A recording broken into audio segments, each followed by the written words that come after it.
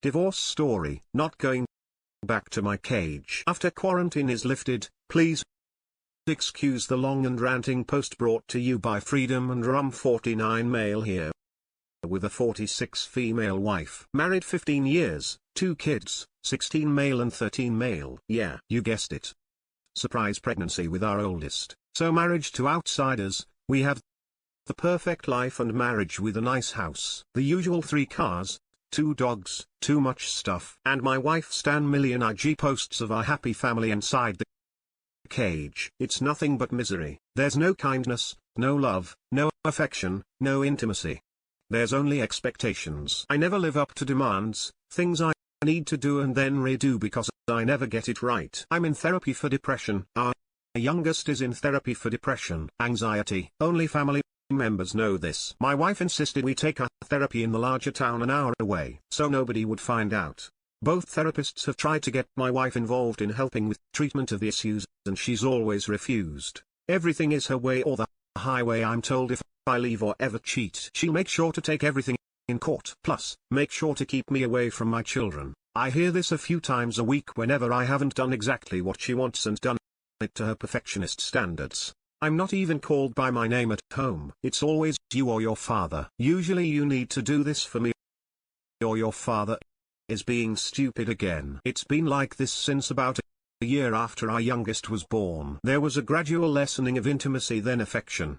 Then even basic respect, to where I become nothing more than an accessory for fancy pictures while in public and a pathetic dumbass metal case in private and treated with disdain and anger constantly. I tried to get my wife to try couples counseling early into the decline, but there's nothing wrong with her. I am the problem. It got worse after I was officially diagnosed with depression. She's been using that as a weapon against me. Even trying to discuss small things I'm unhappy with at home leads to a big fight in divorce threats every single time. Even mentioning that I'm having a bad day and need a break or some help just starts a fight or a mean lecture about I need to be working on myself for the past 7 to 8 years. I've just been in a fog going through the marriage going sour, then getting the depression diagnosed, the adjustment to different medications, trying to not let the depression affect my family, and the absolute soul-crushing hell of being married to someone who thinks I'm stupid and despises me. Plus work, raising the kids, house chores, getting dragged to whatever new thing my wife decided we need to do just so she can post pictures of her perfect family times. I've basically been living in hell until this quarantine. My wife insisted I leave the family home for the sake of the family, because I've still needed to go into work once or twice a week. And the kids both had childhood asthma and might be in danger. I wholeheartedly agreed to this, better safe than sorry. My wife insisted I pay for a hotel and stay there. But when her sister and husband found out I was living in a hotel, they invited me to stay with them up in the larger town until this virus problem is all over. That started a hell of a text and phone fight with my wife. Of course, since it wasn't her idea and she keeps our family pretty distant from her sister because supposedly she's a bad influence, then I was the bad guy for even answering the message my sister-in-law sent about staying over with a polite no, thank you. And I was making my wife look bad to say no. So I ended getting told by my wife to go stay with them. But I'm still paying for it in more angry messages and calls than usual. I've never understood until now why the in-laws are a bad influence when they visit us for the big holidays and the kids' birthdays. They are always nice, fun, good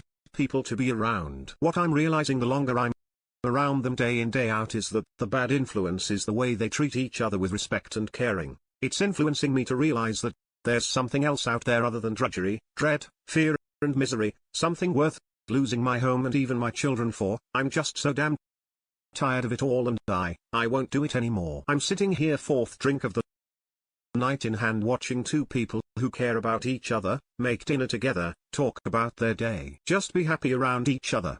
It's shoving in my face just how much I am getting mistreated at home. It's making me see that despite my mental issues, I don't deserve being mistreated so badly.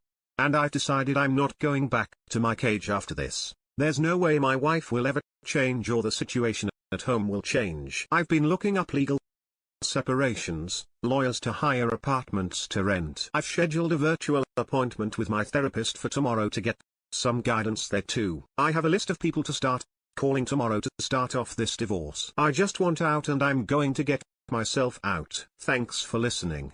Now for the top comments. PS Your mental issues will most likely subside when you are not being ignored and abused in your own house. You will feel so much better. This situational depression, you will thrive once the emotional parasite is gone. Been there. Stay strong, you matter. You were not put on earth for her manipulations. And I can tell you with certainty of parents that divorced after 30 plus years of marriage, staying for the kids does not protect us but hurts us even more. Let's face it, none of us get to adulthood unscathed. But picking the uncomfortable battles helps stay strong. I made the decision to divorce after driving 11 hours alone to go to a funeral. At that funeral, everyone had their person holding hands, murmuring kind words. Men saying I'll pull the car around, women saying, do you need anything else? A whole family of old, young, married coupled. I was the absolutely only one whose significant other refused to go. I looked around and realized I was never going to have that kind of companionship or friendship. It was horrible. I cried on the way home but set my resolve. I am 49, willing to start again. I read it. The good thing about divorce is it gives you a chance to find love because you are never going to find it in your marriage. Best wishes to you. That's a tragic story. And I'm so sorry, but I have to agree with the quote. I was married for 13 years after leaving. I finally met someone that's perfect for me. She understands my shortcomings and accepts them. I'm a happy person. Now, I too made the decision to separate from my husband after my uncle's funeral. He refused to go with me, and me realizing how my uncle treated my aunt as the kind of relationship I wanted in my life. I left 2 years ago. Careful. You may lose access to the home. This way. General advice is not leave the house because you stand to lose a lot. Scroll down to what can I take if I move out before our divorce is finalized. Do not move out of your home before your divorce is finalized. Legally speaking, it is one of the biggest mistakes you can make, even if your divorce is amicable and you can't be together anymore. Leaving is one of the most legally damaging decisions you can make in the middle of a divorce. The reason is simple. The person who leaves, even if it's because they're shocked by the news that their spouse wants a divorce, is legally considered abandoning the family. If you leave the home and your divorce proceedings don't go as planned, your spouse can choose to play dirty. This means she could accuse you of abandoning her and the kids. She's more likely to get the house, the kids and more, if it's determined you voluntarily left the home and family of your own accord. See a lawyer before you go back. And don't breathe a word of your intentions to the wife or family. Plan first, then act. Thank you for that advice. And like now for the next story. Friend cried after hearing what my marriage is like for several weeks. Now, divorce has been on my mind. But despite my unhappiness, I haven't been able to go through with it after another 3-day blow up with my wife over walking the dog. Yes, you read that right. I was at my limit and felt lost. I reached out to one of my oldest friends who truly knows me. I wanted to share with her my entire marriage experience. After sharing dozens and dozens of my many sad experiences in my marriage, she concluded that my wife was most likely a textbook narcissist. And after a moment of silence, she broke down into tears. She was so heartbroken by how I've been treated by my wife and couldn't believe how cruel a person could be to someone they should be loving. We talked for nearly 3 hours, and every which angle we looked at my marriage, it was clear that I need to leave. I told her I've known for some time, but I couldn't go through with it. She asked me why. I said, because I fear being alone the rest of my life. My friend then gave me the defining statement of the call. She has beaten you down mentally so much that you can only see her version of you. Your experience is very similar to people abused by their spouse. They break you down until your own opinion of your self-worth is diminished. That immediately framed everything through the most accurate lens. She was so right. Many a time has my wife said you would be nothing without me. No friends, family, and I'll take half of everything you have. At the end of the call, I committed to my friend to have an exit strategy and action plan. There was no way I would drop the D word to my spouse without packed bags, a place to stay, and divorce papers. Also, before we hung up, my usually reserved friend said leave the which in a way was validation of all my thoughts. Thank you for listening. Now for the top comments. My experience is very similar, except I'm the wife and my soon-to-be ex is the covert narcissist. July 31st, I told him I don't want to be married anymore. I didn't have a place lined up to stay, so it was hell on earth for 2 months until I found an apartment and moved out. I tried to be as gentle as possible, line up weekly couples therapy appointments, etc. in hopes of him understanding our real issues, but he sees it all as a ploy, as though I dragged him through with the intention of hurting him. I realized I'm still realizing how depleted my sense of self-worth and self-esteem became throughout our marriage. He wouldn't love me or be happy unless I was his version of a wife rather than my true self. Everyone deserves to be allowed to be themselves without judgment, period. The statement beating you down so much that you can only see her version of you completely resonates. My spouse claims that he knows me better than I know myself and that I'll never find someone who loves me as much as him. I know it's right to leave Annette in order to truly be happy in myself, without threatened judgment. I had to get away from him. The hard part is that we have a young kiddo together, so the vision of traditional family is gone, but kiddo is thriving now, having a mommy home and a daddy home. Good luck. My heart goes out to you. You do right by yourself and everything else will fall in line. Sending you lots of strength. Thank you for sharing as well as the kind words. It means a lot and I'm feeling less and less alone in all of this. I had an alcoholic husband. It took me a year to tell him we were divorcing. Thankfully, he was drunk. Oh yeah. We were working together too and he was my boss. Thankfully, he knew he couldn't survive that job without my help.